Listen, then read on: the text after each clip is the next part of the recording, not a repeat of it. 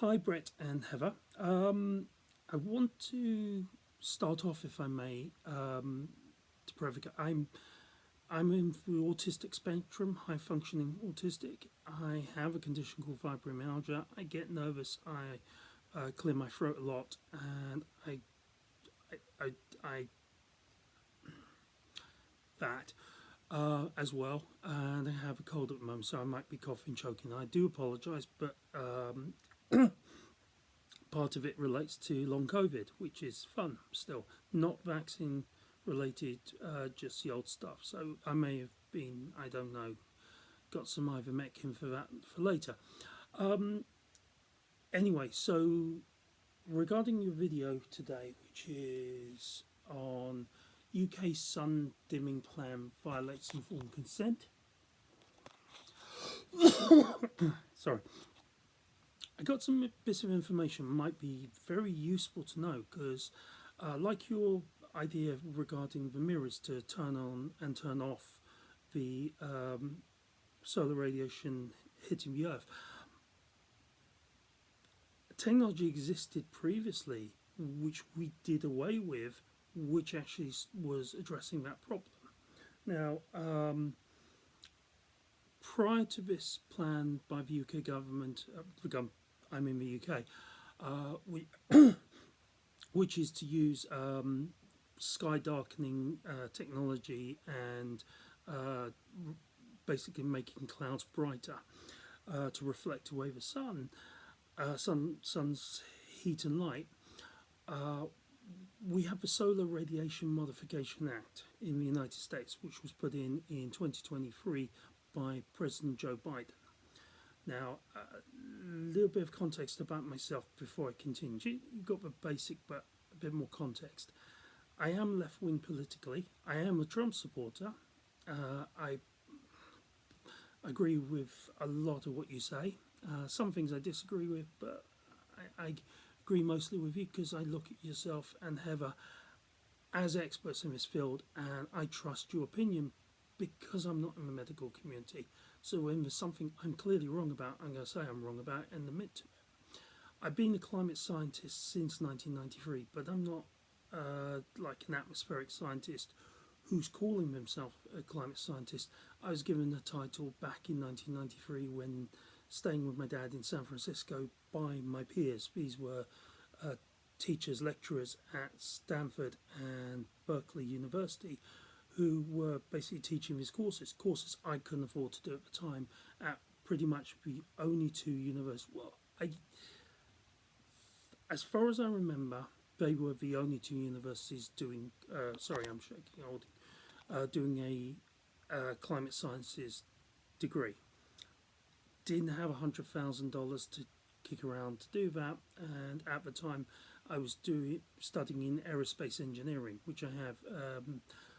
Is no longer a valid certificate due to the counterfeit parts issue from 2004, 2005, which I'd need to retrain $15,000 to do that. Sorry, £15,000 to retrain when I got crushed in an industrial accident, and I really can't do that job. So, whilst I do hold aerospace engineering qualifications, I can't do it. I have a degree in media arts and American studies. When I went to university in 2004, I went to every single. Well, no, that's not true. I went to something like a dozen universities around the UK. A few of them I contacted in the European Union to see if I could do a climate science degree or environmental science degree, and every single one told me I knew more than they could ever teach me.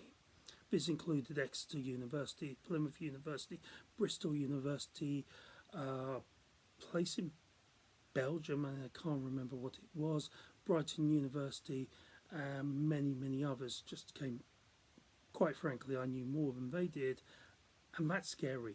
That's scary to me, but that was the reality of space, because I literally, if I don't know something, I go and research it and I find it out. So for me, it was like what happened during the pandemic. I'm not a medical expert, I'm not in the medical community, but reading 5,000 medical journals plus just over 5,000. If I'm stuck and I don't understand it, I'm going to go off and research to learn what I'm looking at. Encountered several times where I was reading something going, what is this? This makes zero sense, and then found it's a joke. I, I didn't understand, and it was a medical joke, and I spent hours. It's like I had to learn and adapt how I use translation programs because I came across a really batshit crazy translation from accessing the staff of the Wuhan lab, their research, their blogs, which were talking, bragging about all their research tied to unrestricted warfare and how they're making 16 viruses for SARS-CoV, 18 for MERS virus and stuff like that. I came across a really weird, erotic AI, sort of role-playing game blog, and it's like, this is weird. I don't understand it. It turned out it was a translation error. It's the problem with Google is it translates an approximation of what the text looks like, not what the language is. So it can be confused between Mandarin and Cantonese because the text is exactly the same. However, what I found by research was that Yandex, the Russian Federation search engine, because I have cross-border similarities in language, I found that they did localized languages between Russian and Mandarin, but local dialects, and that was very useful because if they're handling local dialects, and that's specific to their search engine, their language model tools, I can translate from Mandarin, which is a local dialect, and I got a pretty good chance, but the translation will be correct for Russian. And if I take that Russian translation and put it for Google, which uses Hebrew as its bridge language, so going from Russian via Hebrew to English, I get a good idea of what they're talking about. So where in the past, if they're talking about, hey, look about Long Road, it could come up, hey, look about Long Dragon. And you go, what are you on about? Now it's actually, oh, look about Long Road. Oh, okay, I understand. And when I was reading through, I started to see, oh yeah, this blog's not some weird erotic thing with, what was it? The Pirate Queen Zingli, she and her COVID gun and stuff like that. And you just read through and go, what? It makes no sense.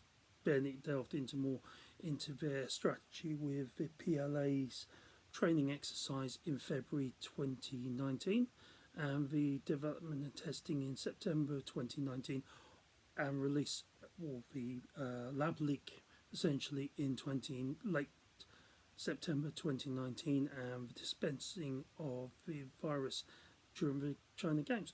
Stuff on their blog, but if I didn't translate it correctly, it made no sense, but when it was translated correctly, it's like, oh, okay, that makes a lot more sense, and I understand what I'm looking at. Again, I have fibromyalgia and problems related to that. So, getting back onto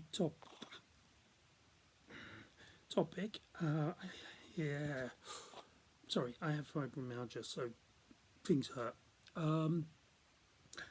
So this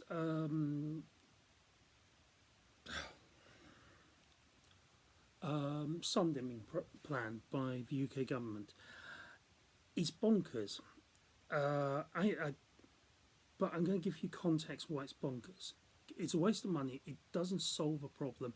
It's an experiment, which, as you're correctly saying, we need informed consent before doing something like this. But prior to that, the Solar Radiation Modification Act used particles like aluminium, barium, aluminium. It's basically the stuff we've been hearing about, the accelerator which traces were found during the LA fires, of the exact same stuff which has been used by the Solar Radiation Modification Act to reflect away the sunlight. if it's basically working like an accelerant and fueling a forest, basically burning down cities, you need informed consent, and that's dangerous. That's hazardous to health. Now, my background, I, I,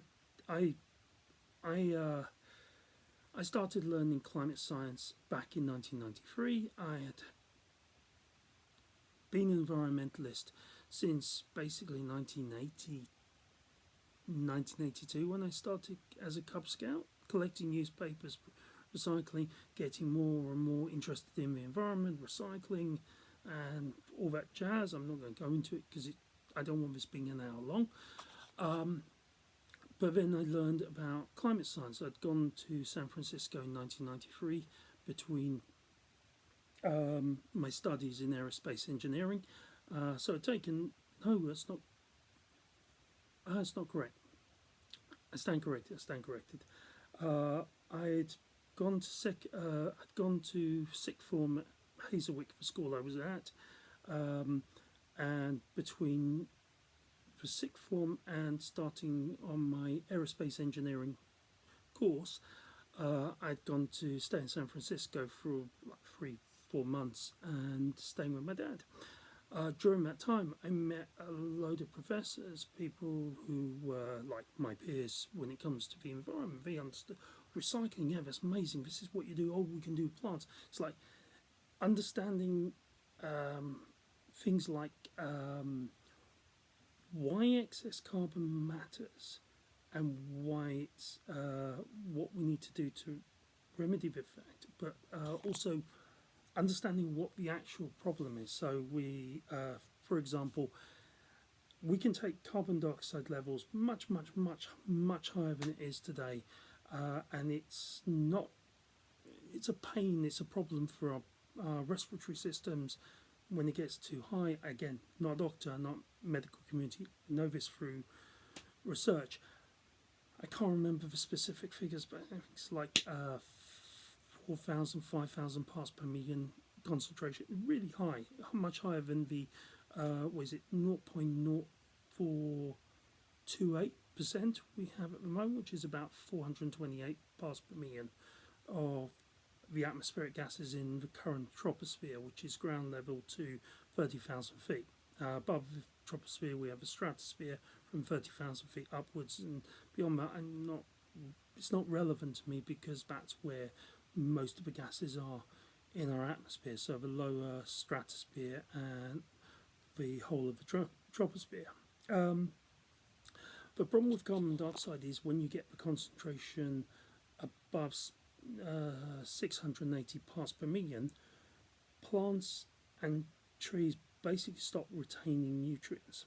So yeah, you can use it as fertilizer. You can grow them nice and tall. You can grow them so they have a growth boost in high concentrations of carbon dioxide. But if you keep it in a sustained environment, they stop retaining nutrients. The problem with that in an atmosphere, like the general atmosphere, is plants aren't retaining nutrients, so we have nutrient deficient crops. We die from starvation, plain and simple. And that's very low. That's a very low concentration of carbon dioxide compared to what essentially we can still survive in. Be discomfort, but we can still survive in a higher concentration of carbon dioxide. Because I don't believe, if I remember correctly, from what I read, it was we don't detect carbon dioxide in our body. It's we can't perceive carbon dioxide, but we can perceive oxygen. So we can increase the amount of carbon dioxide and not notice. It's the starvation, the restriction of oxygen, which plays a factor in it. Again, I'm not a medical expert. I'm not in the medical community. Please correct me if I'm wrong, because I probably am about that area. So getting back to topic, we have the Solar Radiation Modification Act in 2023, and we have this proposed sky darkening and cloud illumination. Prior to that, we used to have leaded fuel in aviation, which stopped in 2022. This was Following the pandemic, this was pushed by the World Economic Forum and the Club of Rome. For context, the Club of Rome and the World Economic Forum are one and the same. One is a public face of the other. The World Economic Forum is founded by Karl Schwab, but has ties to the forearms of the Standard Oil Company and founding members of the Club of Rome, like the furniture magnate William Gates the First, and many, many other key figures in the Club of Rome. The original 100, excuse me, the original 100 members of the Club of Rome.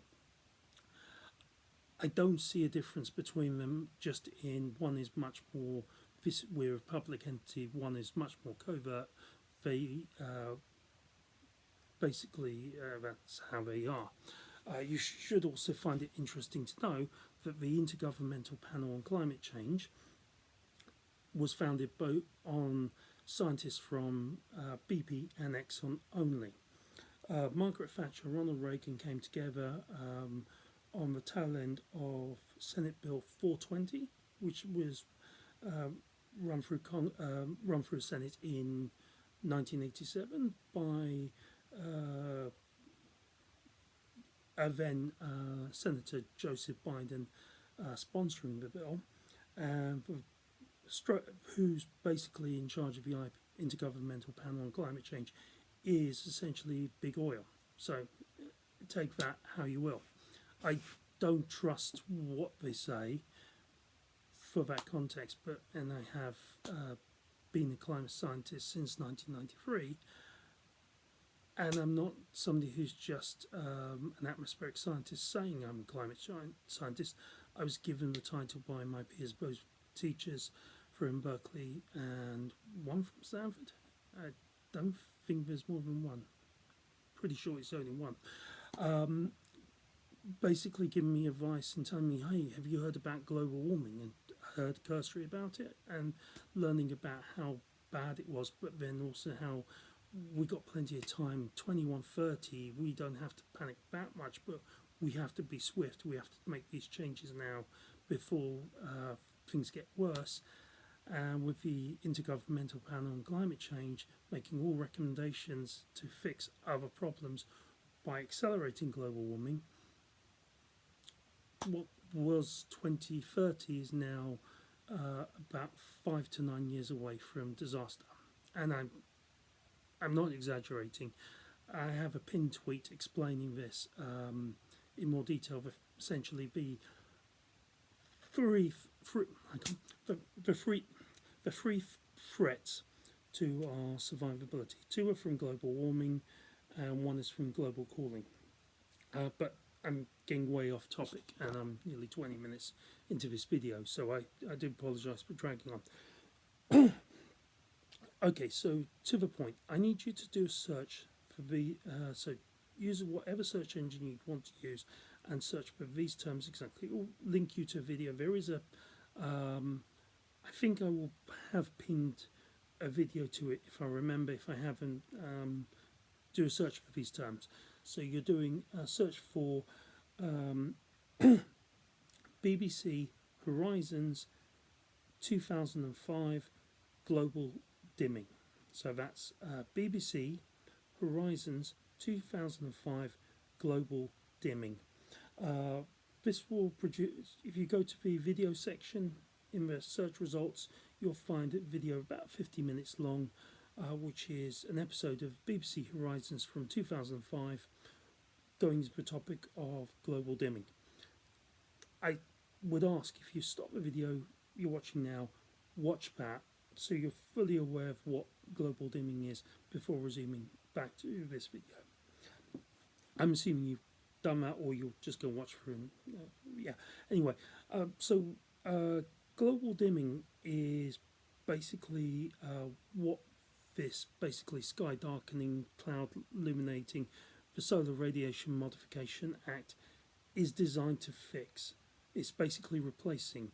The very weird thing about it is, by changing from leaded fuel in aviation in 2022 to unleaded fuel in aviation, not only have we seen a spike in global warming, but there's also because of another factor, which is the release of primordial methane deposits, which are around the Arctic Circle, known also in the industry as methane hydrate, which is 1,000 times the concentration of normal atmospheric methane. So you get this mug, you fill it with methane gas, so you hold it, you fill that with methane as it stands upside down, so that's filled up the volume here. You freeze it down, you get to a volume of 1,000 concentration in an ice form in that same volume. That's what basically methane hydrate is. It's a super concentrated, super pure methane concentrate. Unlike liquefied natural gas, which is at 600 times concentration, with a 50 parts per million contaminant of carbon dioxide by the process they use to basically purify and concentrate the methane. I learned, as well as about dozens and dozens of different scientific disciplines, also about the fossil fuel industry, including the scalability problems and understanding the nature of the issues they have with scalability, the problems with the hydrocarbon industry, and why even, whilst it sounds totally crazy what President Donald Trump is putting forward with allowing coal to be used and excuse me, pumping in the Gulf of America, it's not crazy, it's logical thinking. Currently, with the Biden administration, we're just using normal regular coal. With President Trump's decree, we're using green coal, and the green coal type is very green for green coal. Oh, sorry, it's very green for coal, but still not great. And but if you have a choice between regular coal and green coal, use the green coal. It's better for the environment than regular coal. The reason why is, aside from, I believe it's still a I believe it's still got a nitrous oxide imbalance, so it's producing excess amount of nitrous oxide, and it's excuse me, I need to. I get nervous when I'm thinking and processing as well. I believe it's basically the best. Sorry. Right. Okay. So in 2006, I identified that the older style green coal basically produced had an imbalance in nitrous oxide levels, which was masking, by the way they were playing with the chemistry, a horrendous amount of methane and nitrogen dioxide and carbon dioxide being emitted from the process. So what was being presented as green coal was not really that green, it was pretty awful. There's a later version of that, which is a proper green coal, which uses the tropophyllate synthate process. I'm butchering the name, I'm trying to recall the name of it, which is basically using pressure and heat to form different compounds. It's a very effective way if you want to make gasoline from methane, for example. In this case, we're taking the coal and we're turning in from normal coal into basically a much greener, efficient burning coal than normal coal. And even the earlier green coals, pretty crappy stuff compared to this. So this is a good product. It's just still really bad for the environment. But in the scheme of things, I'm pleased that President Trump is going down that avenue of green coal, which is very efficient green coal, than just regular coal like Joe Biden. And that should start raising the issue. We got a former president who's saying I'm really green and backing terrible things for the environment, pushing things like a the switch to unleaded fuel, which back during World War II was a known cause of asthma. And it was known cause of asthma due to it being used in the fields as an insecticide and also its general use because lead was needed for munitions during in the United Kingdom, and under the code names of backstraw and blackstraw, this compound was mixed together to use as an insecticide. Kills off insects very effectively, and it also had a side effect of people coming down with respiratory problems like asthma.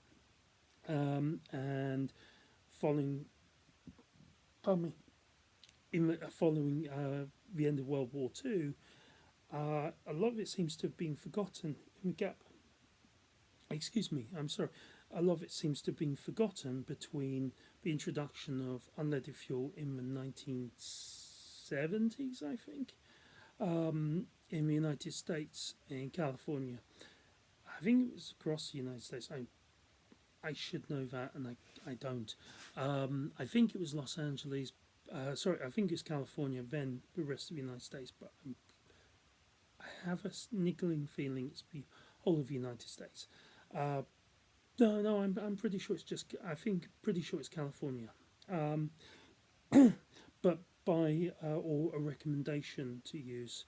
That might be a recommendation to use unleaded rather than compulsory, as you still have quite a lot of insects just driving around, but by the recommendations of the Intergovernmental Panel on Climate Change's conference, which was held in 1987, which determined both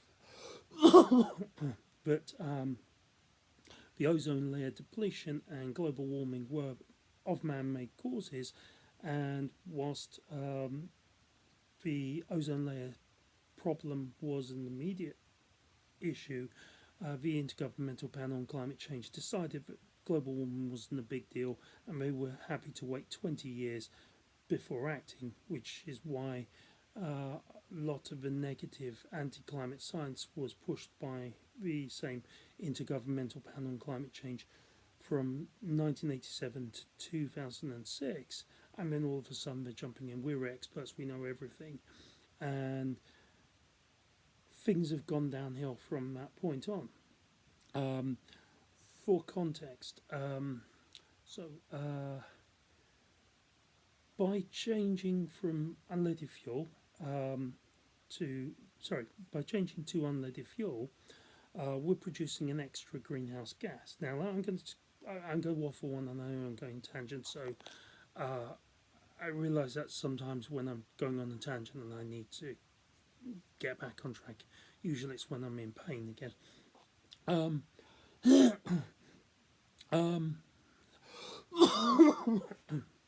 Okay, so let me explain what the difference between unleaded fuel. I'm going to give you a very basic introduction into the essentially two types of fuel which you can use for producing different products.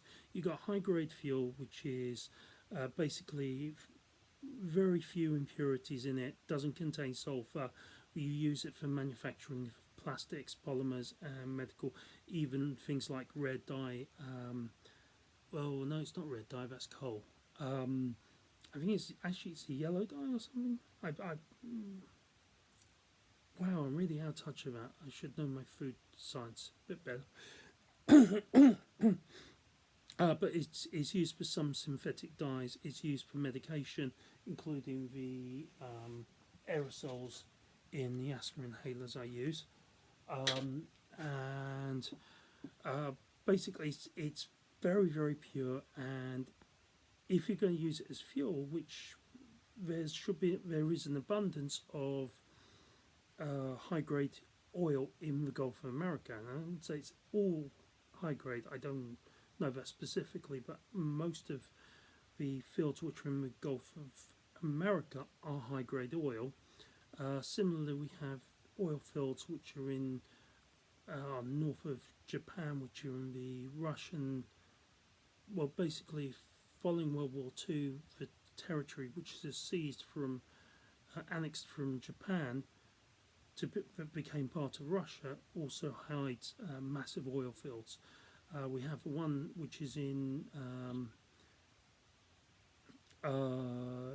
Israel, which I don't remember if it's high grade or not, but those two fields, one in north of Japan and Gulf of America, are mostly, if not all, high grade oil. Now, this is very useful because you can just put that into a normal. You can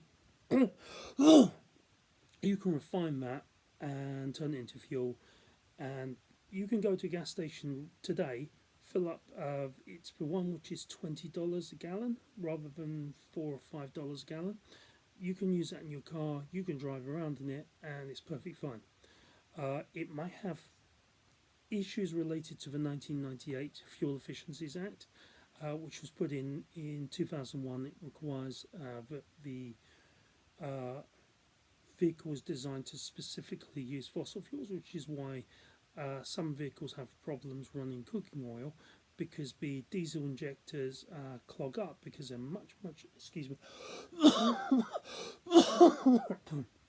a much finer diesel injector, and the engine management computer is designed to run for a profile running hydrocarbon based fossil fuel and not cooking oil or other alternative fuels, including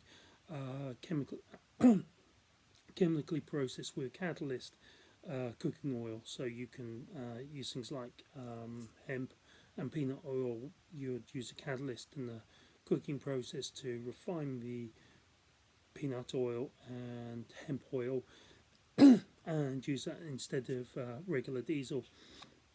And it should still run, but with the Fuel Efficiencies Act in 1998, it meant that a lot of cars couldn't do that because the diesel injectors get clogged up, and that becomes a very expensive bill.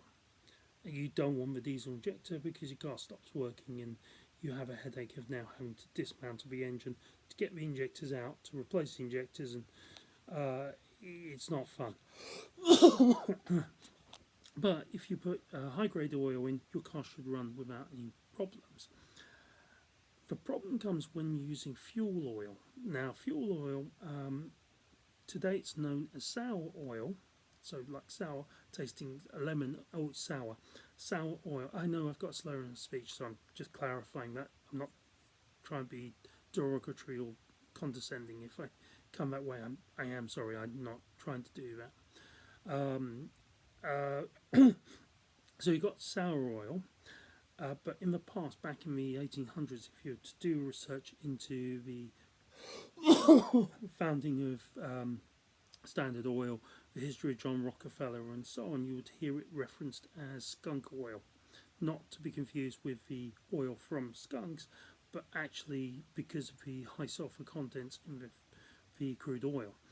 This sulfur is the problem. So when you're refining it, typically lead was added because it binds to the sulfur and prevents it from reacting and melting in the. Need a drink. Sorry about this.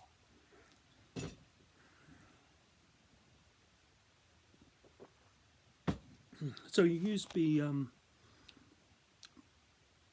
lead stops the sulfur reacting, causing engine knocking. It would increase the amount of decarbonisation needed if you didn't have a lead. So typically, if you heard about how a fatberg forms, which is the grease and a non-flushable wet wipe hits a bit of calcite in the sewage pipe, it catches oil in the sewage, adheres to the wipe, another wipe comes along and sticks to the oil, and so on and so forth, building up a fatberg. Inside the engine, you would have a deposit of carbon would be forming on the piston, then sulfur would bind to that, then carbon, then sulfur, and then carbon.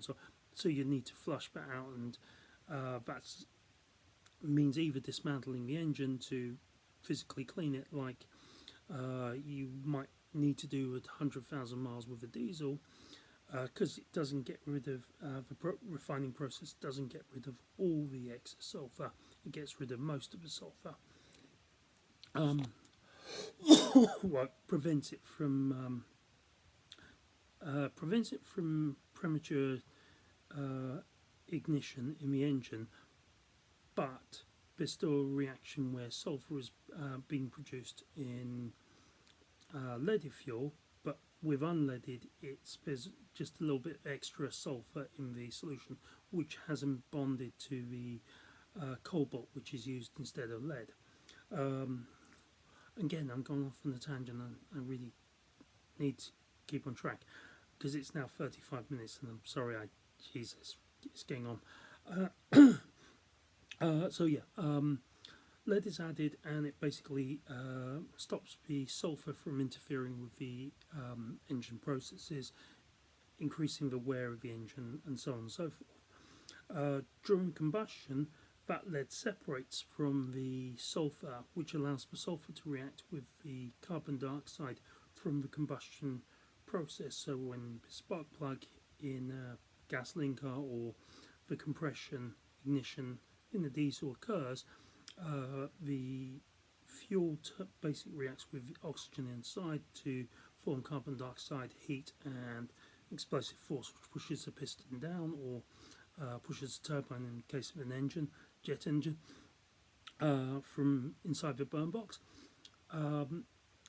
That carbon dioxide reacts with the sulfur as the lead melts away in the high intense heat of explosion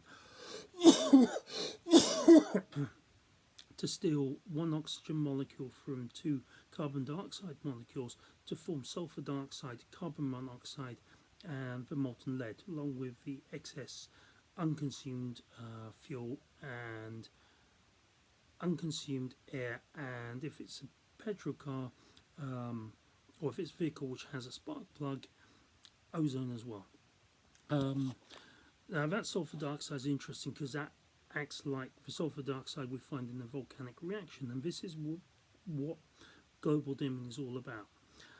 Global dimming basically is exactly the same as this process we're just talking about here with darkening this, the dimming the skies plan.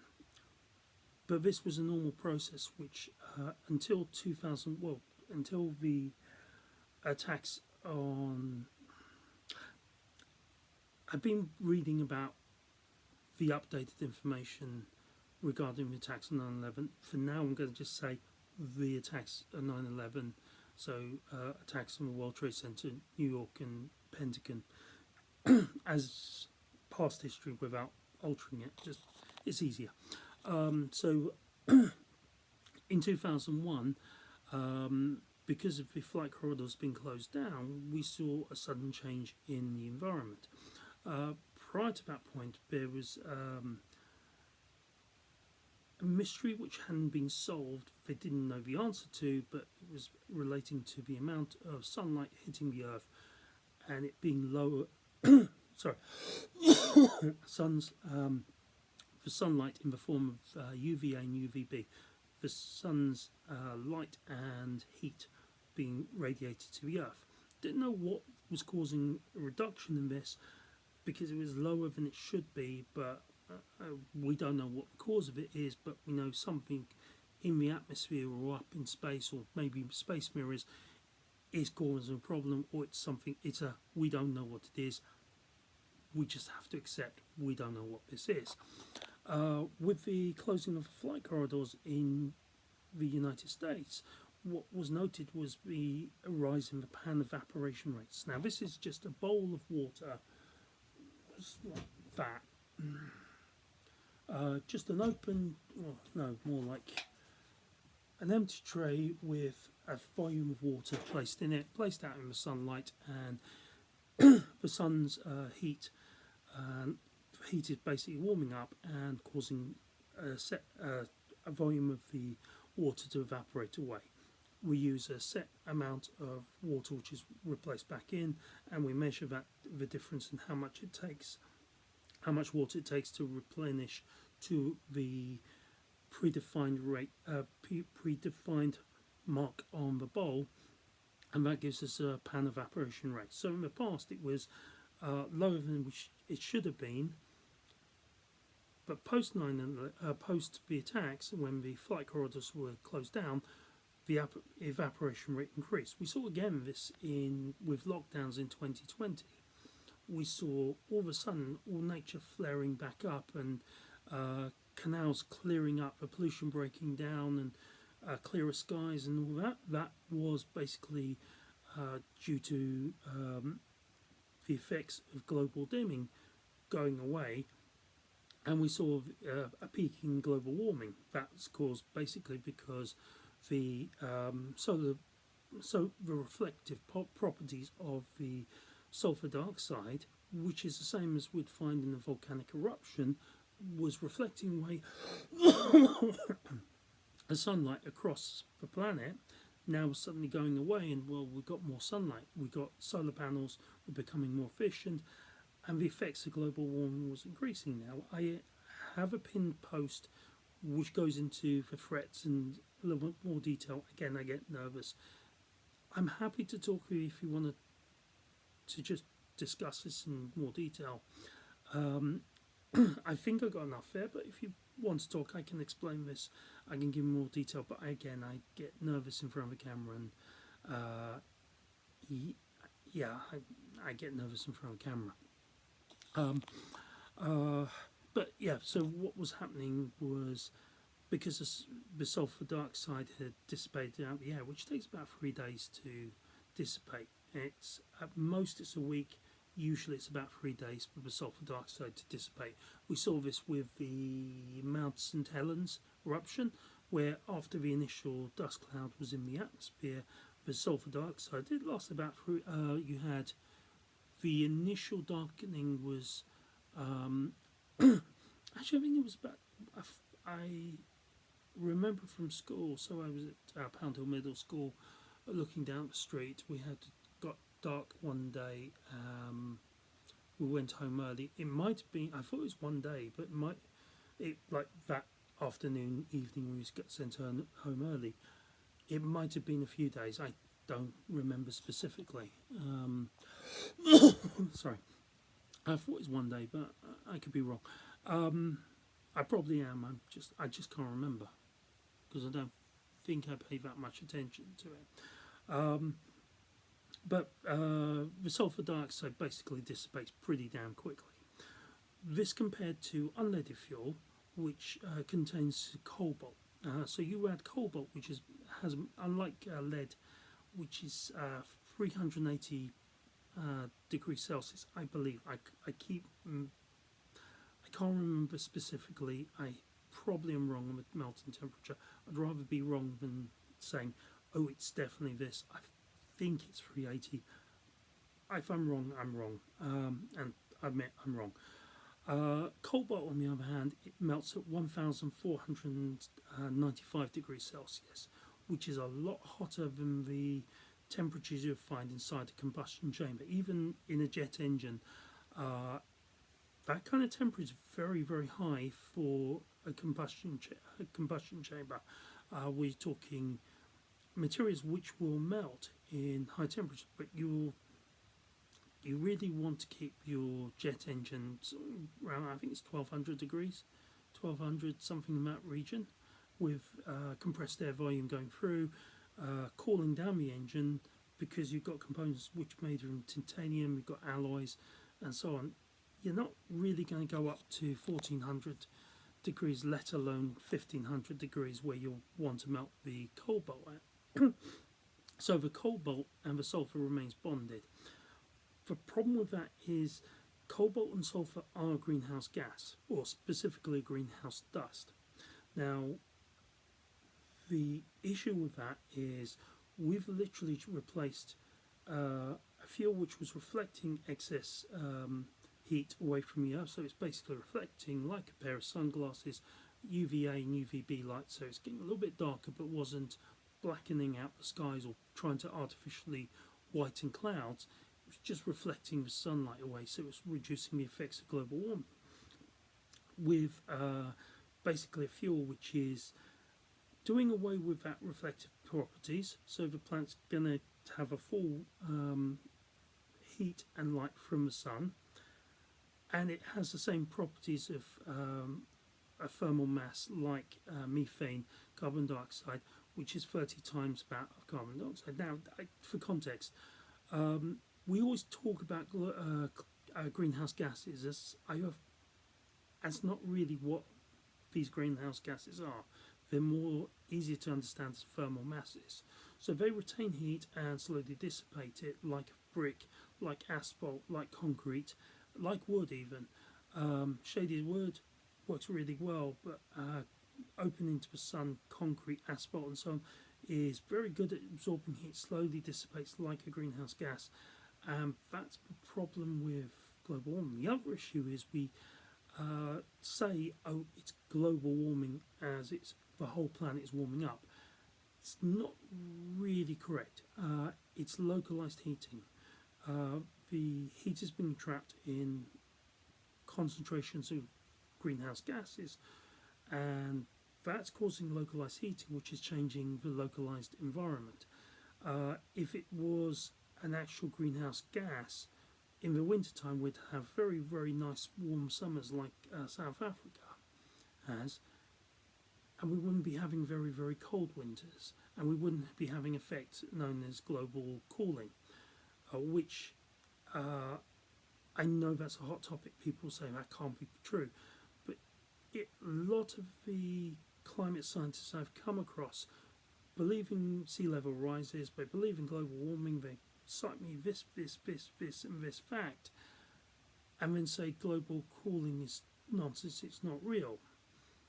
Well, if you believe in sea level rises, where's that water coming from? Well, that's coming from ice melt, that's coming from glacier.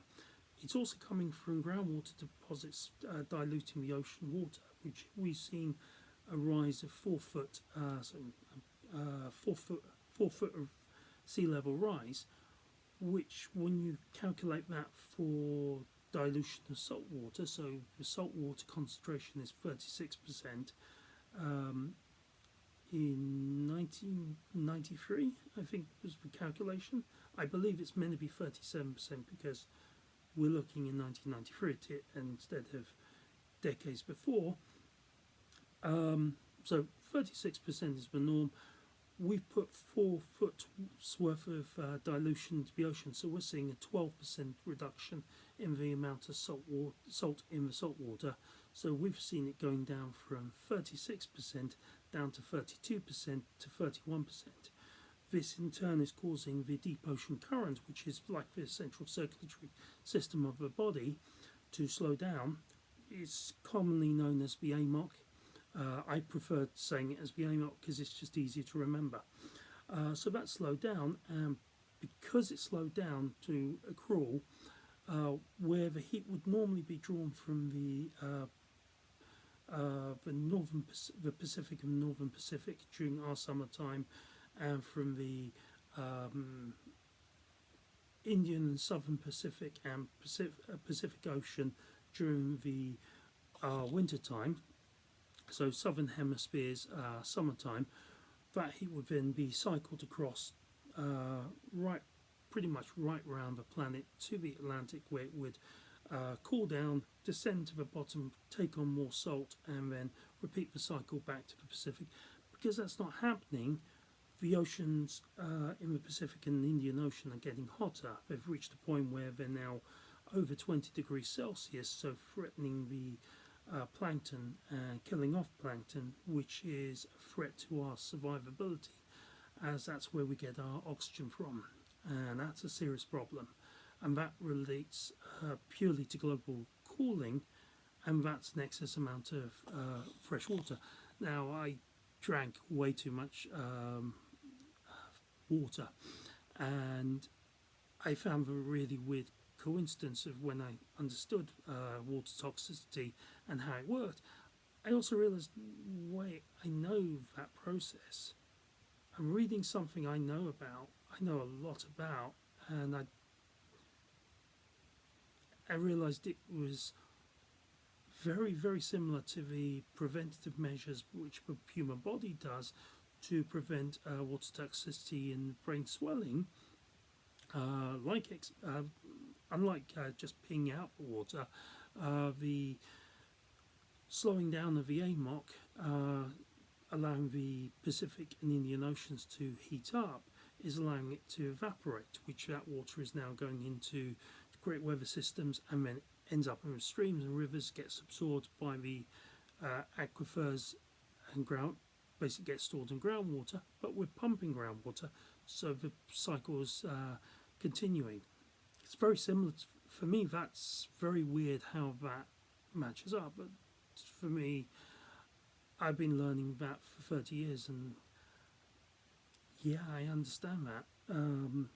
It's weird and it's strange, but there's other crossovers which sound ridiculous, but that's the case. Anyway, I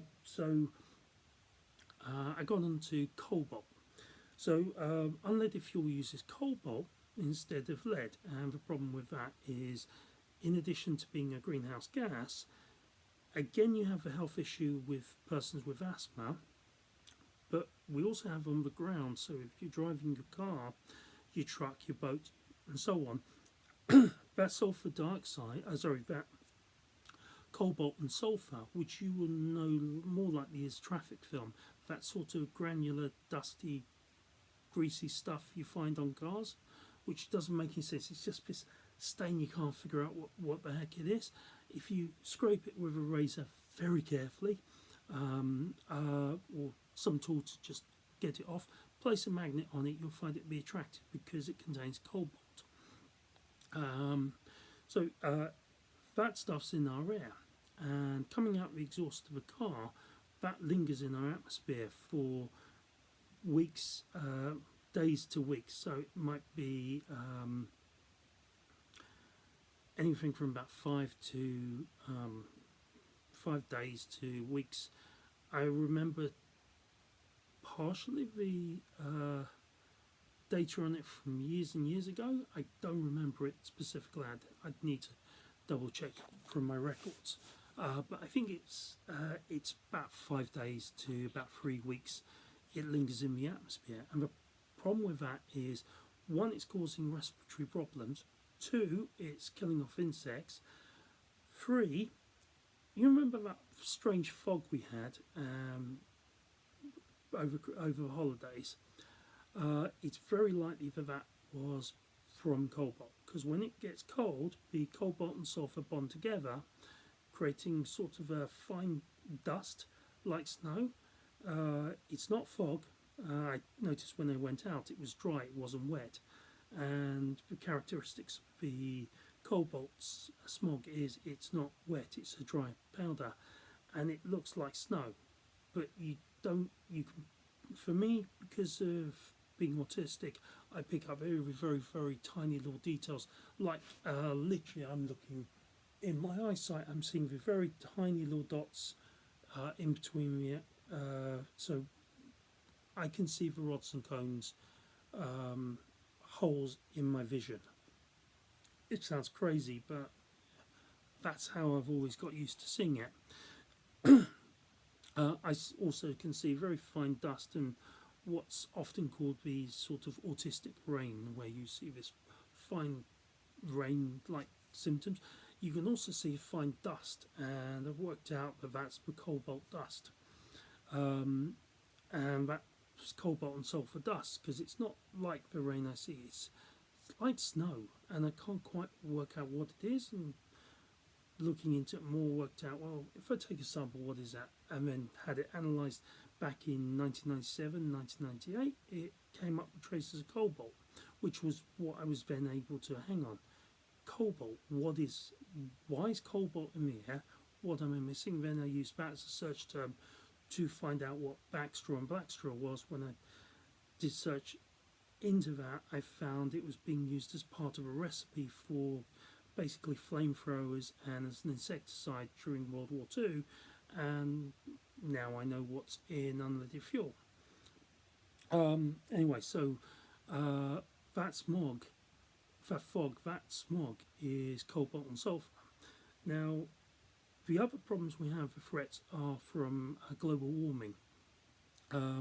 This is basically excess methane in the environment. Now, why global warming accelerated in 2016, so we saw it going from normal, started to peak up. Then in 2022, we saw it rise up, and you can look at the data and you will see these peaks. In 2016, it starts to rise up. In 2022, it rises up more. This was because of the primordial methane deposits below the Arctic Circle, which started releasing. It's pushed up the amount of methane in the atmosphere from 1.7 parts per million to 2 parts per million in 2023, 2024. I can't remember specifically. I should have it in my records. I just have other priorities at the moment. Now the issue, because the well, I lost track.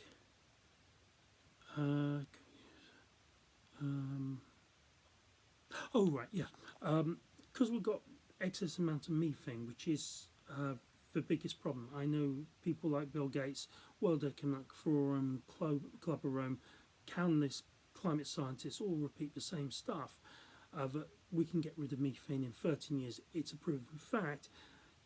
Well, the gas which is used, which is hydroxide, I believe I sometimes will forget because of dyslexia, and I know what it's called, and I just can't say it. I think it's hydroxide. Basically, that gas is produced in the same process which we produce ozone, and by using the original calculations for producing ozone, the Intergovernmental Panel calculated it take just 13 years to fix the ozone layer is not a problem. They then revised it eventually multiple times to say it now takes 70 years. It was always 70 years. You just didn't understand what we're saying. Problem is, it's the same process. So if you're making ozone, well, the hydroxide is also going to take 70 years to be produced.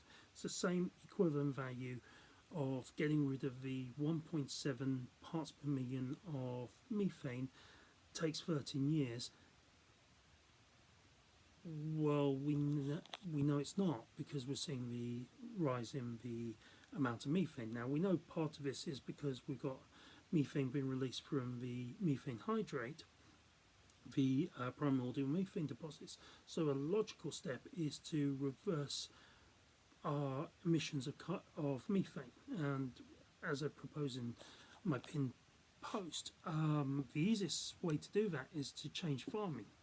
We've been listening to people like Bill Gates, like his father, who started Planned Parenthood, and his grandfather, William Gates, who recommended we need to and supported the limits to growth model, which was put out in 1974 by two MIT students, proposing basically that if we don't curtail our consumption by 2040, we'll run out of resources. I don't believe that's true anymore. I did a calculation in 2010. Let's say 2010. I can't remember specifically, which was basically looking at the resources we had using the limits to growth model as a baseline, and then superimposing what our actual consumptions were.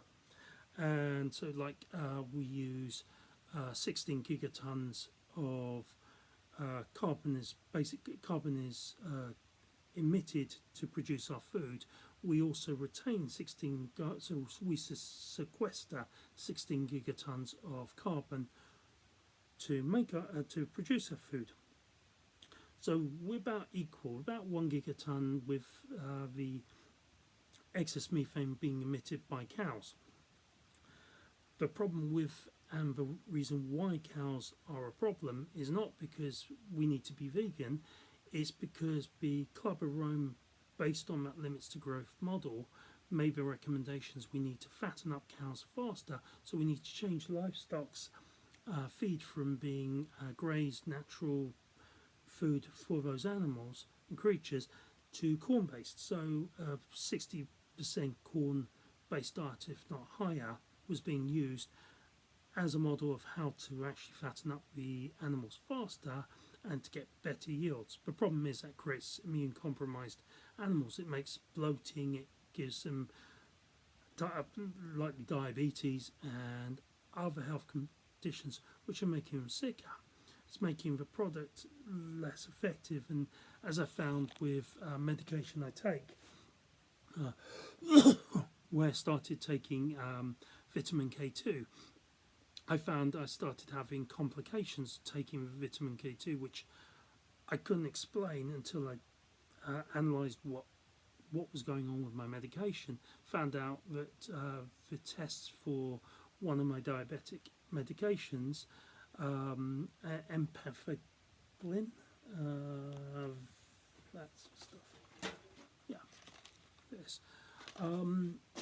When they did testing, they used a standard set of eggs. They were caged eggs. So the caged eggs likely were fed corn, not foraged. So they wouldn't have been producing K2. So the study analysing it was no complications with vitamin K2 basically left out that basically they never tested for vitamin K2 because the chickens never contained vitamin K2 because they don't get it from the corn. It's like lots of nutrients. Corn is very thirsty when it comes to nutrients from the soil, but giving it to the ears of corn is pretty lousy at passing on those nutrients and vitamins to the corn. So you'll find it just doesn't get passed on to the animal. And when you've got a diet which is 60%, if not higher, we got animals which are basically sick, who are dealing with horrible conditions, including the need to be deflated. That's something I never really want to do again, which is to stick a needle into a cow's stomach to let it deflate. It's like cows pretty much never fart. They're not meant to fart. When I was a teenager back in 1993, had to go into basically I was doing agency work on farms, and one of the tasks I had to do, which was to deflate a cow. Coming up to see this cow farting, I didn't know that. I thought they burped. And the farmers explained, or farmhand supervisors explained, oh no, they don't. I was like, but he's farting. Yeah, we're deflating him. Well, it didn't say it. Basically, we're going to deflate the cow. And that's, again, what? Get out big ass syringe. Each of the stomachs deflating the gases from it, so the cow basically doesn't pop. And I don't want to see that again. It's horrible. But by changing the food from predominantly corn-based back to normal forage like grass-fed and grains, we don't have an excess amount of methane being produced in the stomach. If you want a scientific experiment you can do, get a balloon, put some grits and vinegar in that balloon, tie it off, it will pop. It's producing a large amount of methane in that volume, so you can have this deflated balloon, put some grits in there, put some vinegar. The grits are a corn, milled corn, and the vinegar is pretty similar acid to what's in a cow's stomach. Put them together, tie off a deflated balloon, it will expand and pop. So yeah, it's something I don't want to see again, but that's by changing the diet we can reduce the excess amount of methane. Because the problem we have is we have between potentially 5 to 9 years, depending what the tipping point is, and I don't know what that tipping point is. There's two figures, 2.5 parts per million or 6 parts per million, which is the point to which we will enter a feedback loop with the amount of methane hydrate being released, and we won't be able to stop it. Similarly with global cooling, we're seeing we can fix the problem pretty easily. The problem is it's the excess amount of water. Now I have some, I shared this with a friend of mine, totally wacky solutions which would work, but they're really, really wacky. They're kind of, well, I can't think of an easier way to solve a problem in our current situation. But for excess amounts of carbon dioxide in the atmosphere, we can literally grow farms which produce crops which are hemp and cannabis, and then bamboo and pumpkin, which draw out that excess amount of carbon from our environment, bring us back to a point where we're in balance between nutrients, carbon dioxide and water to produce optimal tree growth. And that's pretty easy. And it's deceptively easy. So 6,124 square miles of land is used to grow cannabis and hemp. That's enough to equate to 1 trillion trees worth of carbon retention. That's not just a sapling growing up, that's a mature tree's worth of carbon being retained every growth period, and potentially there are 2 growth periods for hemp and cannabis. So you're talking a lot of carbon being removed out of the atmosphere.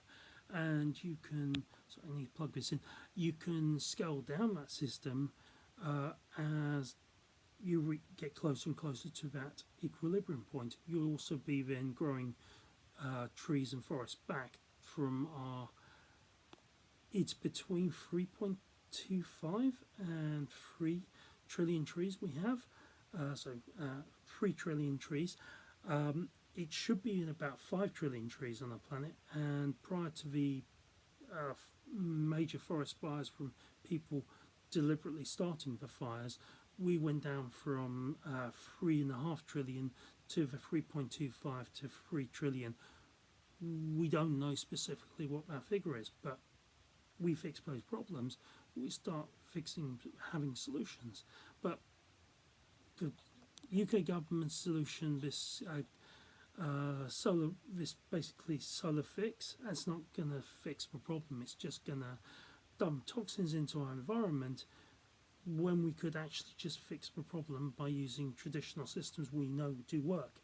Now, the big problem with, I'm sorry, I know it's dragging us 1 hour 10 minutes now. The big problem we have by using leaded fuel in aviation, because I would use high-grade oil if I can for normal regular vehicles, because I don't need to have a catalytic converter. Because for catalytic converters producing excess amounts of methane, I don't need to use cobalt because I don't have sulfur, so I don't emit another greenhouse gas. I don't need lead in my normal vehicle because, again, I don't have sulfur, and it makes the asthma problem less of a problem. But if I'm using for aviation, I'm going to use sour oil for aviation as a temporary bridge to just ease global warming, so I can put in place the other measures to start the process of reduction of methane and carbon dioxide, so we can reach a stable environment. Because it's not that overblown, it's not that complicated. Oh, we don't need to be vegan, we don't need to give up our liberties, freedoms and everything else. We just do these small changes and we actually fix the problem. The other thing is, going back to greenhouse gases, some mistake is clouds are greenhouse gases. They're not. They're like a duvet. Basically, they reflect the heat back down to the ground, and they reflect the sunlight away. They don't retain heat, which again and again I see as an assertion. This is a fact. You've got to accept it. Well, no, the science disagrees with you. But too often I'm finding, like what we had with Trust the Science, they don't care about what the science is if it disagrees with their political view or their viewpoint. That's why I trust Trump. He is being honest, he's being upfront, and I understand why he's doing it. I might disagree with, no, don't use coal, it's bad. But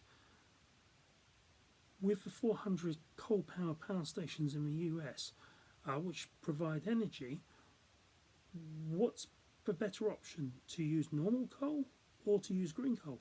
I'd use green coal. It's a logical solution. It's like, well, we've got to basically drill for oil in the Gulf of America. We can't because of Biden's policy change, which restricts our use in the Gulf of Mexico. Well, call the Gulf of Mexico Gulf of America. That rule doesn't apply. You can drill for oil now, and because it's high grade, well, you could use that for fuel, because it's, as Trump has said, it's to basically lower down gas, fuel, and energy prices. Well, use a high grade oil as a normal regular gas, like it was used in the 1950s, like it's used 1940s, when you pay a little bit extra but you get a good quality gas. Now you have basically cars which are running a normal internal combustion engine, which is kind of green. It's not the best solution, but it's pretty good, and you're not polluting the environment with methane. You're not polluting it with toxins like lead and cobalt. You're just producing essentially carbon dioxide, some other gases, but it's a lot greener than other what we've been told is the solutions. It also doesn't affect the ozone layer, as the IPCC asserts. So yeah, it's a pretty simple solution. I have projects which are in the works currently. I can't, because of an agreed NDA. I set myself an NDA, so I don't talk about it. Yeah, I know that sounds totally ridiculous, but I gave myself an NDA on that. I signed an agreement with myself not to discuss it. So I got that. I got a project running at the moment, which is to tackle other parts of climate of global warming. But basically, as far as this plan goes, it's bonkers. It's genuinely bonkers. And if you want to solve that problem, easy. Switch back to leaded aviation fuel. Problem solved. It's cheaper. We already know what the consequences of it are. We know it dissipates very, very quickly.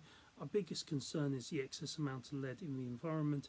And whilst it's a concern for countries like China having an excess amount of lead pollution, I believe it's more because China uses fuel oil, so sour oil, for the manufacture of plastics and polymers and general purpose, rather than high grade oil. So that's why you might find plastic products which come from China smell of sulfur, or they have high concentrations of lead, because they're not using high grade oil which doesn't contain the lead. Instead, they're using fuel oil which is rich in lead, and other ones which, by using unleaded fuel, it might still contain trace or higher elevated rates of sulfur, which if you look out at the sky, and then you barely see, you can't see, but you'll see the sky is sort of this yellowy grey colour. There's this haze which is a yellowy grey. That's the cobalt and sulfur in the atmosphere. So yeah, we're seeing solutions which are bonkers, pushed by people like Bill Gates, who says he knows everything, and when he's wrong, he says, no, you weren't listening to me. I know my solutions. And we're getting other people saying the same. Oh, you weren't listening to me. Now we do it my way. This is the right solution. When we're wrong, oh, no, you weren't listening to me. This is the solution. Again and again and again, we see this repeated, and we've gone from having a solvable solution to basically being told that we have to accept that the planet is going to get warmer, and we're going to try and reduce it from getting hotter than 1.5 degrees. Oh no, it's going to be 3 degrees Celsius. Well, I mean, we're going to try and cut it down. My goal is to return us back to as close to a normal, stable environment as possible. The strategy I have is to do that. Saying we're going to get excess amount of warming, which is at 1.5 degrees, well, that's really bad for our environment. That's basically like saying, oh, yeah, you got COVID. That's fine. We need to wrap you up in blankets because you've got this COVID virus, and that's okay. You'll be fine. We're going to put you on a respirator. That will help you breathe. You're not going to get sick. If that's going to help you. Ivermectin, you can't have it.